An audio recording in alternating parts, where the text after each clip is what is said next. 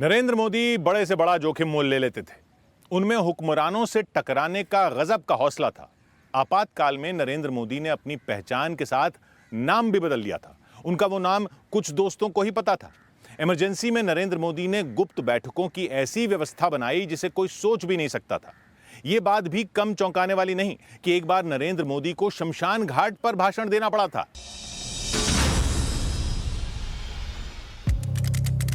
2 जनवरी 1974, लाल भाई दलपत भाई कॉलेज अहमदाबाद।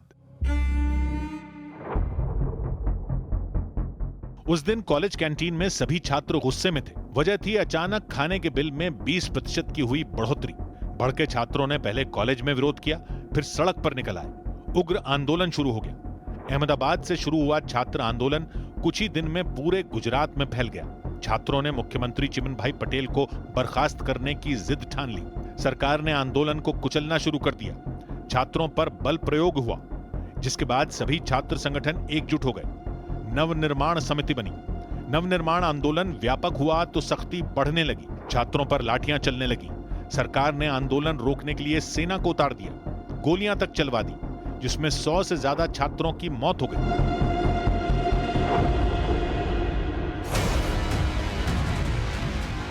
गोलीकांड ने गुजरात में शुरू हुए आंदोलन को देशव्यापी बना दिया। संपूर्ण क्रांति का नारा देने वाले लोकनायक जयप्रकाश नारायण बिहार से अहमदाबाद पहुंच गए। जेपी जैसे करिश्माई नेता के आने से नवनिर्माण आंदोलन को नई ऊर्जा मिली, जिसके बाद युवा शक्ति ने चिमन भाई पटेल की सत्ता पलट दी। इसी नवनिर्माण आंदोलन में नरेंद्र मोदी छात्रों के अगुवा थे। उनके जोशीले भाषण और कविता पाठ ने आंदोलन को धार दी।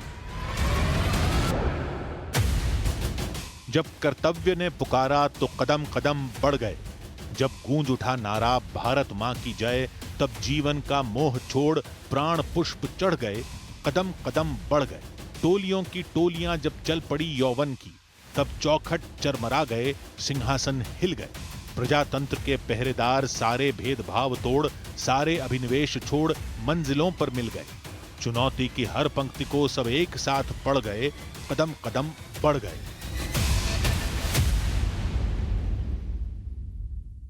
गुजरात का नवनिर्माण आंदोलन आजाद भारत में भ्रष्ट सरकार को उखाड़ फेंकने वाला पहला आंदोलन था, जिसने दमनकारी शासन के खिलाफ आवाज बुलंद करने का हौसला देशवासियों में जगाया। गुजरात के बाद बिहार में भी जब आंदोलन भड़का, तब दिल्ली में प्रधानमंत्री इंदिरा गांधी को आने वाले तूफान का अंदाजा हो गया था। 25 जून 1975, रामलीला मैदान, दिल्ली।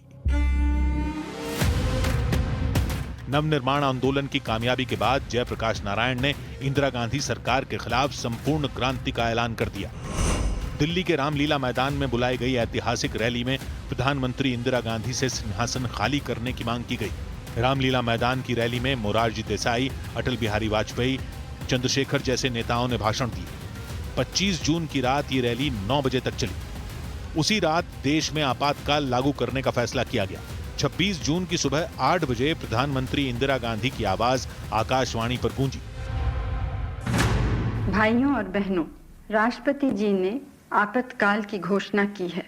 यह हमारा परम कर्तव्य है कि हम एकता और स्थायित्व की रक्षा करें।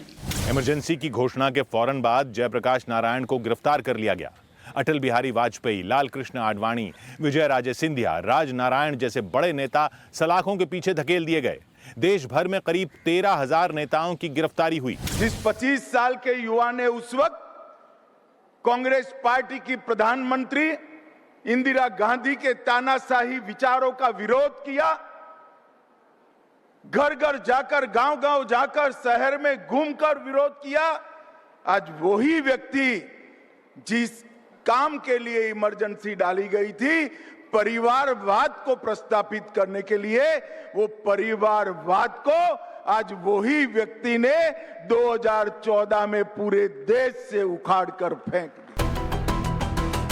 तब नरेंद्र मोदी जैसे नौजवानों ने मोर्चा संभाला। आपातकाल विरोधी अभियान में जुटे नरेंद्र मोदी ने अपना नाम बटुक भाई भी रखा था। लेकिन लीड करना है तो कैसे रहना चाहिए, वो अपने आप में ही स्वभावगत मुझे लगता है नरेंद्र में है। संघर्ष के उन दिनों के नरेंद्र मोदी के वरिष्ठ सहयोगी वसंतराव गजेंद्र गडकर का अचानक निधन हो गया। वसेंद्र गजड़कर के अंतिम संस्कार में काफी लोग जुटे थे। उन्हें श्रद्धांजलि देते हुए नरेंद्र मोदी ने तब शमशान घाट पर आपातकाल के विरोध में भाषण दिया था। आज 25 जून को हम लोकतंत्र के प्रति फिर से एक बार अपना समर्पण, अपना संकल्प उसको और ताकत के साथ हमने समर्पित करना होगा। पीएम मोदी पर न्यूज 18 की खास सीरीज जारी है। कल रात 10:15 पर देखना ना भूलें।